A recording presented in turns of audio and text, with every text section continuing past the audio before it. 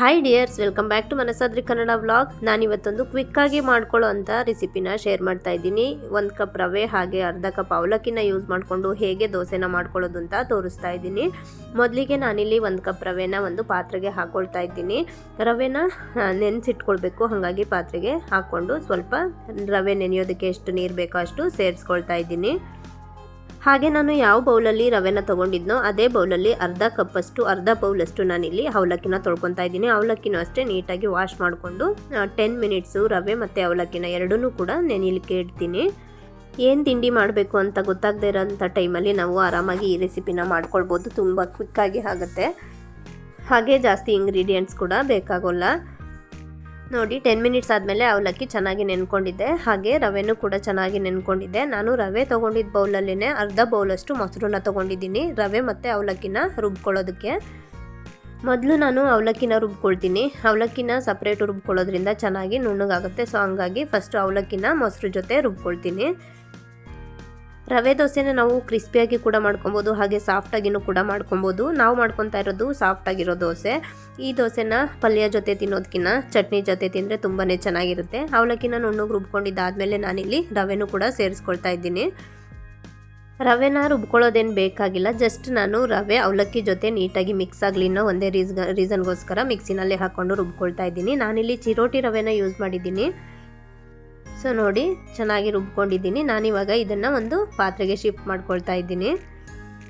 ಇವಾಗ ನಾನು ಇದಕ್ಕೆ ರುಚಿಗೆ ಎಷ್ಟು ಬೇಕೋ ಅಷ್ಟು ಉಪ್ಪನ್ನ ಸೇರಿಸ್ಕೊಳ್ತಾ ಇದ್ದೀನಿ. ಹಾಗೆ ಒಂದು ಚಿಟಿಕೆ ಅಡುಗೆ ಸೋಡಾನು ಕೂಡ ಸೇರಿಸ್ಕೊಳ್ತಾ ಇದ್ದೀನಿ. ನಾವು ರುಬ್ಕೊಂಡು ಇಮಿಡಿಯೇಟಾಗಿ ಮಾಡ್ಕೊಳ್ತಿರೋದ್ರಿಂದ ಅಡುಗೆ ಸೋಡಾನ ಸೇರಿಸ್ಕೊಳ್ಬೇಕಾಗುತ್ತೆ, ಇಲ್ಲಾಂದರೆ ಸ್ವಲ್ಪ ದೋಸೆ ಹಾರ್ಡಾಗಿ ಬರುತ್ತೆ. ಈ ಟೈಮಲ್ಲಿ ನಾವು ಕ್ಯಾರೆಟ್ ಬೇಕಿದ್ರೆ ಕ್ಯಾರೆಟ್ ಕೂಡ ಸೇರಿಸ್ಕೊಳ್ಬೋದು, ಕೊತ್ತಂಬರಿ ಸೊಪ್ಪು, ಹಸಿರು ಮೆಣಸಿನ್ಕಾಯಿ ಕೂಡ ಸೇರಿಸ್ಕೊಂಡು ದೋಸೆನ ಮಾಡ್ಕೊಳ್ಬೋದು. ನಾನಿಲ್ಲಿ ಪ್ಲೈನ್ ದೋಸೆನ ಮಾಡ್ಕೊಳ್ತಾ ಇದ್ದೀನಿ. ಒಂದು ತವಾನ ಸ್ಟವ್ ಮೇಲೆ ಇಟ್ಕೊಂಡು ತವಾ ಬಿಸಿ ಆದಮೇಲೆ ದೋಸೆನ ಹಾಕ್ಕೊಳ್ತಾ ಇದ್ದೀನಿ. ತುಂಬ ತೆಳುವಾಗಿ ಹಾಕ್ಕೊಳ್ಬೇಡಿ, ಸಾಫ್ಟ್ ದೋಸೆ ಬೇಕಂತಂದರೆ. ಮೇಲಿಂದ ಸ್ವಲ್ಪ ಆಯಿಲ್ನ ಹಾಕ್ಕೊಂಡು ನಾವು ಎರಡೂ ಸೈಡು ದೋಸೆನ ಬೇಯಿಸ್ಕೊಳ್ಬೇಕಾಗತ್ತೆ. ಏನು ತಿಂಡಿ ಮಾಡಬೇಕು ಅಂತ ಗೊತ್ತಾಗದೇ ಇರೋಂಥ ಟೈಮಲ್ಲಿ, ಹಾಗೆ ಏನು ತಿಂಡಿ ಮಾಡಬೇಕು ಅಂತ ಕನ್ಫ್ಯೂಷನಲ್ಲಿರೋಂಥ ಟೈಮಲ್ಲಿ ಅಡುಗೆ ಮಾಡೋದು ಇಲ್ಲ ತಿಂಡಿ ಮಾಡೋದು ಪ್ಲ್ಯಾನ್ ಮಾಡದೇ ಇರೋಂಥ ಟೈಮಲ್ಲಿ ನಾವು ಈ ದೋಸೆನ ಆರಾಮಾಗಿ ಕ್ವಿಕ್ಕಾಗಿ ಮಾಡ್ಕೊಳ್ಬೋದು. ತುಂಬಾ ಚೆನ್ನಾಗಿರುತ್ತೆ.